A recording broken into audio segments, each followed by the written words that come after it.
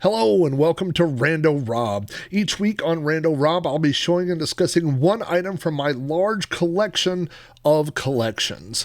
New shows appear every Monday, and throughout the week, I'll be adding older episodes of Rando Rob that were previously only available to my Patreon subscribers. You can watch episodes of Rando Rob on YouTube at youtube.com/Rob O'Hara. Just look for the Rando Rob playlist. Audio versions of the show are available on my website at podcast.robohara.com or through iTunes. Just search for Rando Rob. Thanks for watching or listening, and I hope you enjoy this vintage episode of Rando Rob. Hello! Welcome to episode number 2 of Rando Rob. My name is Rob O'Hara. You probably already know that. You can't see, but behind here there are shelves. There are shelves over here. I have shelves out there. I have a garage. I mean, I have literally thousands and thousands. I could do this once a week from now for the next 50 to 100 years easily. And pull up a different item. And not every item is a super duper, amazing item or something. But if you know me, I pretty much have a story about every single thing I own. Or can tie a story to it. And so this is something that I do have a story about. Now, I didn't go out to the garage. This was sitting on a shelf. And why this is still in the shelf is a good question, because it's not really a functional item. I'm trying to put this back into its proper shape. It looks like something has smushed it just a little bit. But this is a box of discs. A box of floppy disks, BASF disks. Now, you might be thinking those look a little large, Rob, and if you could see that it's 10 diskettes, but in case you think that might just be a trick on the perspective, this is a 5 1/4 inch floppy disk. And so based off that, you can see that this is a box of 8-inch floppy disks. Now, there is a price tag on this, and I'll hold it up here to see if you can see that. But the price was 25 cents. I found this at a garage sale many years ago. And as you can see, the box is falling apart. The bottom is falling open here, and the discs are falling out. So I'm trying to hold this together. I suppose I could reinforce it a little bit. Now, one thing I found is kind of interesting. On the back here, it says BASF High Performance Coating. And then there are a lot of things here that talk about how great these discs are. In fact, on the front, it says certified 100% error-free, and that's not the kind of guarantee you normally get. Can you imagine? Like Pizza Hut doesn't. They don't say guaranteed 100% error-free. They screw up your order sometimes.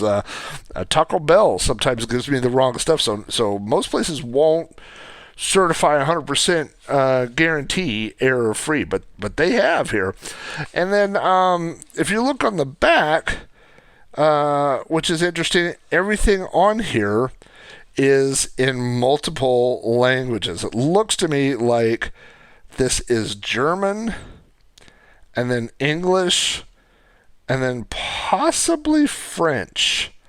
So if you look down here, look in the bottom where it talks about the different things there, I believe that is, just by glancing at it, I believe that's German at the top, English in the middle. That one I recognize. And the bottom is French. So many years ago, and I'm going to say this was in the mid-1990s, probably based on the next story I'm going to tell you, between 1994 and 1995, I went to a garage sale and saw these for a quarter and bought the entire box. Now, the funny thing about 8-inch floppies is I have never, ever, ever physically used one. I've never seen or physically touched a 8-inch floppy drive. I used lots of 5 1/4 inch floppy drives back in the day, all the way, I guess starting with the Apple II would have been my first one. So that would have been 1982. And then, of course, I grew up, with the PC and then moving to the Commodore 64. So I use a lot of 5 1/4 inch floppy drives over the years, but I never had anything that used an 8-inch floppy. That really kind of predates me. So it's funny that, so when I saw these, they were already old and outdated then by a long time, and of course now they're practically ancient. I didn't look. I should look here. I want to see if there's a copyright date. It does say that it's registered, but I don't see a date on them. I will look at one of the. Oh wait, now here's the information on the side. 8-inch. Here we go. 8-inch. Double-sided, double density. You could see there some other information. I'm going to move this light that I have. I'm going to do this off screen for just a second. Lifetime warranty, two-sided, double-faced, sectors soft 48, BASF, made in Germany. No, unfortunately, there's no date on here. I guess they don't. Well, if you got 100% certified guarantee, it's not going to go bad. So I guess they don't need an expiration date. I have one specific disc out, and no, there's no date on this either. So anyway, on with the story. I'm going to cover the label here for just a second that I have written on here. This is one, again, let me pull this 5 1/4 inch. And it's funny that I don't think of this as being that old, where most people are like 5 1/4 inch floppy. That's ancient, but this I had stored right over there in a drawer with a whole bunch of other floppies. But again, you can see that's a 5 1/4 inch floppy compared to the side. By the way, this 5 1/4 inch floppy is, what is this? So it says sequential files, Hobbit, CCGMS 13.1. Oh, which is an old term program. This is disk 597, if you could see that number written on there. So in my old, this is one of my original Commodore 64 discs. I numbered, when I was a kid, numbered my discs, and I stopped collecting discs around 620 floppies. So that would have been from 1985 until 91, somewhere around there, maybe 92. So this was pretty close to the end, but this is literally from that era. This is my handwriting from probably 1991, I would guess. Anyway, so I bought these discs, these 8-inch floppies, and had no use for them at all, no practical use at all, right? And so I got hired by the FAA, Federal Aviation Administration, and I took a position as a computer specialist. So I was, when I got this job, this was in 1996, right before my 23rd birthday. So I was 22 years old. Probably the youngest person, second youngest person in that office was 50. Most of the guys, I worked in a flight standards district office, and that's where inspectors of FAA inspectors work, flight inspectors. And a lot of those guys were already retired. Either they were retired pilots from commercial aviation, or they had retired from the military. So for many of the guys that I worked with, this was their second career. And of course, I'm this snotty kid. I came in one day with dyed blonde hair, and I would always crank like heavy metal music in my office and stuff. I was not like anyone else in that office. I'm sure there were regrets at times that they had hired me, but also they didn't have a computer guy before I worked there. And I used to, the way I used to explain it is, you know how when computer people get together, like retro computer people, and you might compare hard drives. You might say like, oh man, my first hard drive was, 100 gig, and you're like, oh, my first hard drive was 40 gig or 40 meg, and you go, oh, 40 meg. Oh, I had a 10 meg, and so computer people just have, these things that they could talk about, when did they get their first computer, or how much RAM, those sorts of things.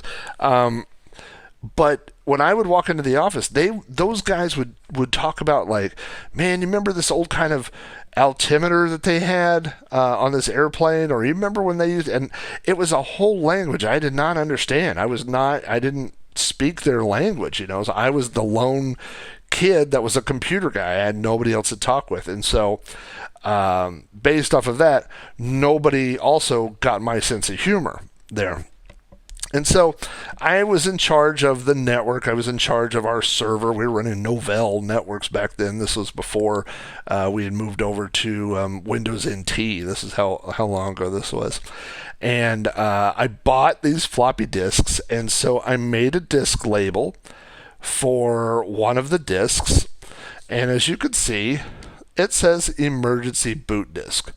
Now, this disk is obviously blank.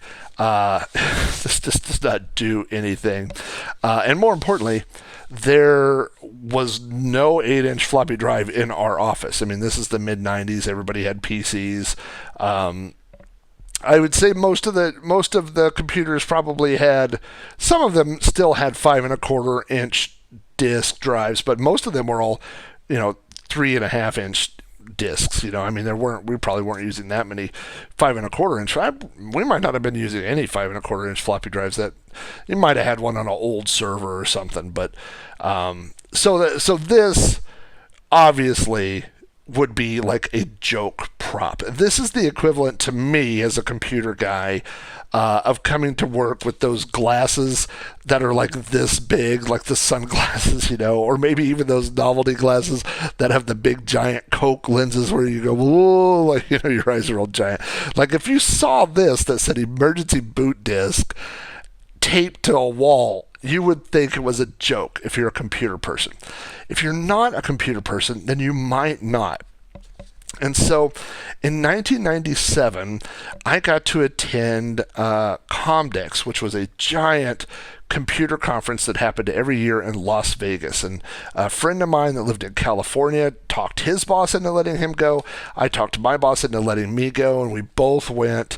We had on our little name tags that said, federal employee or whatever, and people were trying to schmooze us, which is really funny because we were just dumb kids. We were just like, oh, we got a free trip, and we were collecting all the free stuff. I got a Novell umbrella. Somebody gave me a Novell umbrella. We registered to try to win all this stuff, and then there was actually a lot of I got a crash course in ethics because as federal employees, you're not allowed to accept gifts over a certain financial value because it could be seen as a bribe, So you had to be careful. Like if you could enter a random drawing, and if you won something, that would be okay. But if it was, if it was something where the value was over a certain amount, and they gave it to you because of who you were, you couldn't accept it. So there were a lot of rules to navigate. Of course, we were just kids; we didn't know all that stuff. But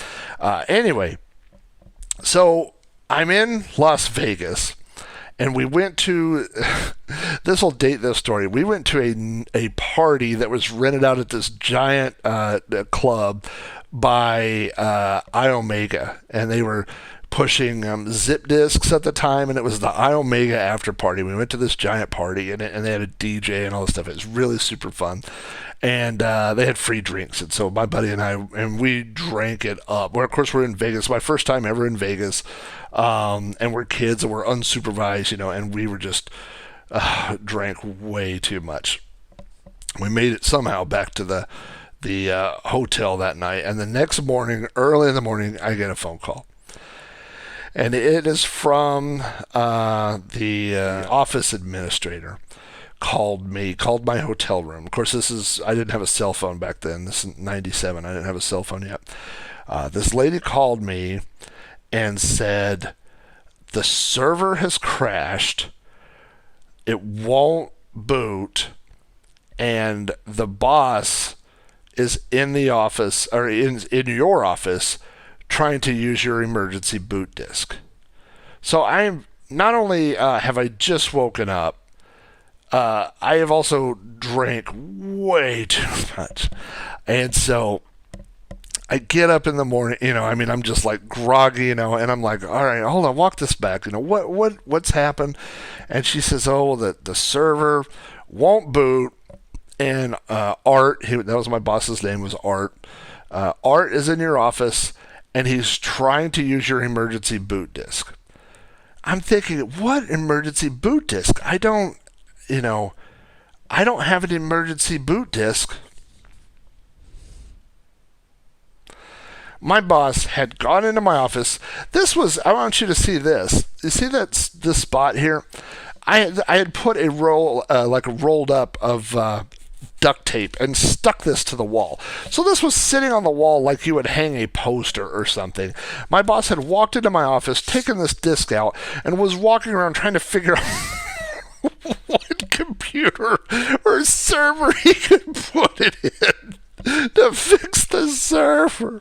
And so I'd start laughing, but I'm like, my boss is going to be pissed when I tell him, like, this is not an emergency.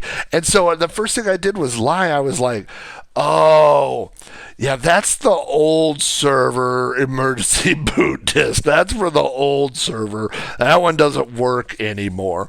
And I think what had literally happened was, I had a UPS and stuff, but for some reason the server had rebooted, and there had been a floppy in the drive, and it had hung up the boot process. So I got her to go into the office, eject, take the floppies out and reboot the server, and everything came back online. And so it really wasn't a deal. But so at one point my boss literally had this floppy disk walking around my office trying to figure out where he was going to put this. My server was like a Dell tower. My server was not as wide as this floppy. I don't know where he thought he was going to try to stick this thing, but it did not save the day. There's also... I want to see. This probably won't show up without a light behind here, but there's very faint right here below my finger. There's a hole, and that is. I'm going to see if I can see this. Yeah, you probably can't. Oh, yeah, it's right there. You can barely make it out there. That's a thumbtack hole. So I took it down off the wall, and later when I moved, I stuck a tack through this, and I had that hanging on the wall. So when I was all done, I I took it off the wall when I got back to the office and put it back in with the box of the rest of the discs. And so I know that in my life I will never have a practical use for 8-inch floppies. I've never had anyone say, oh, by the way, do you have a spare 8-inch floppy? It's literally never come up. I've thought about using these as like a giveaway at some point, like a novelty thing, put, right, Commodore or Sprite Castle or something on there, and maybe that's why I've hung on to them all this time. But that's just one of those things that I've collected and has a story that stuck with it, and that's why I still have it, is because every time I see that. In fact, when I'm done with this episode, I'm going to use a thumbtack, and I'm going to hang this on the wall right here behind my monitor just so I could see it, because every time I see it, it makes me crack up a little bit when I think about that story, and I think about my boss walking around trying to... And you know what the worst part is that it's certified 100% error-free, so it should have fixed the error right up, maybe like a magic wand if he'd just rubbed it on there or something, but no, didn't work for him. So anyway, that's what I got for you this week. Thanks again for your support, and thanks for watching these. I'm having a blast doing them, and it's not a problem of finding something as I look around for next week. It's just figuring out which one thing will I settle on, because I have lots of different things to share. So thank you for your Patreon support. Thanks for all your feedback and stuff and watching the shows. I greatly appreciate you, and I'll talk to you next week.